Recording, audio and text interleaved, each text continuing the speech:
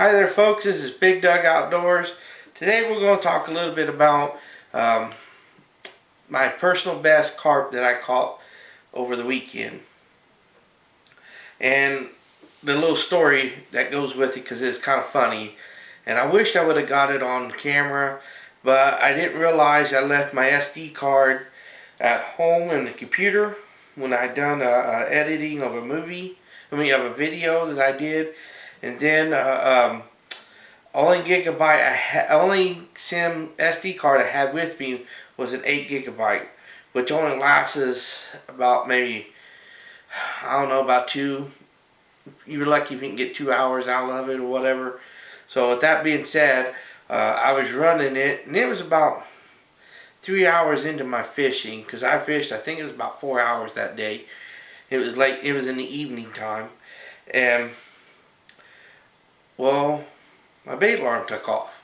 It went screaming and stuff. So I ran over and grabbed it, set the hook, and it had some issues. So what we're going to do is, we're going to pretend this is my carp / catfish pole. So whenever I set my fishing pole up when I'm using for carp and I got my bait alarms, I always crank down my drag and make it easy, as you can see. You'll hear that line. Well, you can't hear that when I can't when I'm about 5 or 6 feet from it.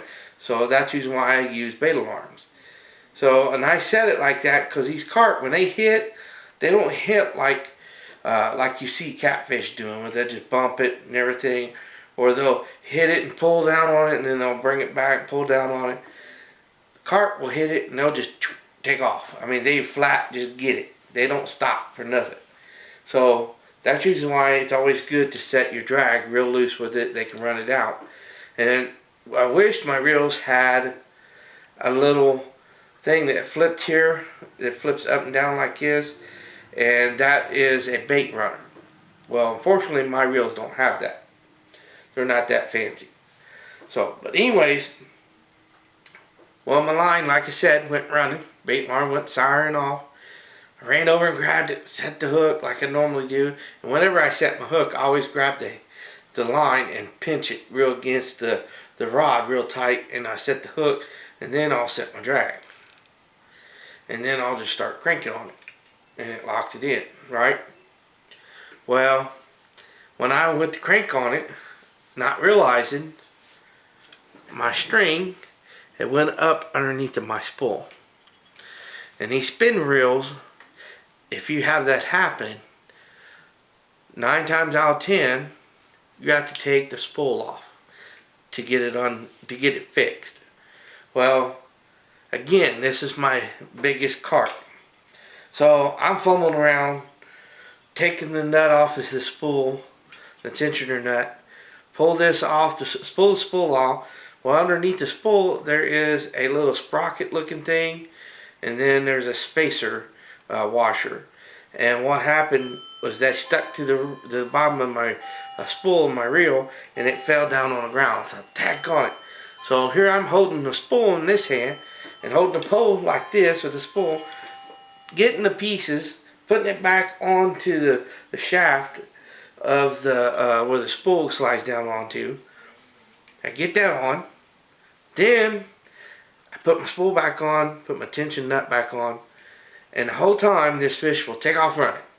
And every time he does, I gotta sit here and hold it, let the line feed out of there somehow. And then finally he'd stop for just a few seconds, enough to where I can work on it, fumble, and get things back together. And I fought with this fish for probably 15 minutes doing that. And then I got it locked down, ready to go, and then I looked down, my line was about unspooled. And my reels, that the spool on my reels, they're big. I mean, these are big catfish reels that I'm using. So, needless to say, they hold a lot of line. And he had peeled out probably, if I was guessing, probably 100 to 120 yards of line out of my reel. By the time I got it all put together, fighting with this fish, right? So I go to reeling it in, and I got my drag, and I'm playing with the drag, because I always do that whenever I'm reeling them in, because you don't want to set it too tight, because with carp you really can't horse them in, because you'll rip the hook right out of their mouth every time if you do. So you have to slowly fight them and coach them in to you. So I finally get him up to the bank, and then when I look down, then that's when reality set in. This thing is big. It's not a little fish. And he ended up being about a 25-pound carp. And I'm going to show you a picture of this carp real quick. And he was about 3 of my feet long. And this is what he looked like right here. You can see my foot right here. So you could tell, and he's kind of folded over, a little funny looking. This thing was big. It was no little. My net, my loop, is 35 inches. And he's touching each side of my loop of my net there. So he was pushing pretty close to 36 inches. If he would have laid out flat, he would have been almost touching both sides of that. So he was almost 3 feet, like I said.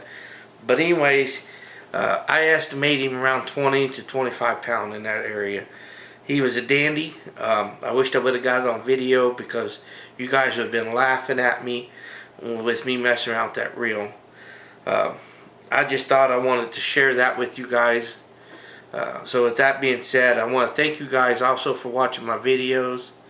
And if you guys got any little fish stories out there, that's fun. You know, it's cool to turn around and tell those stories to your child or your grandkids as they get older.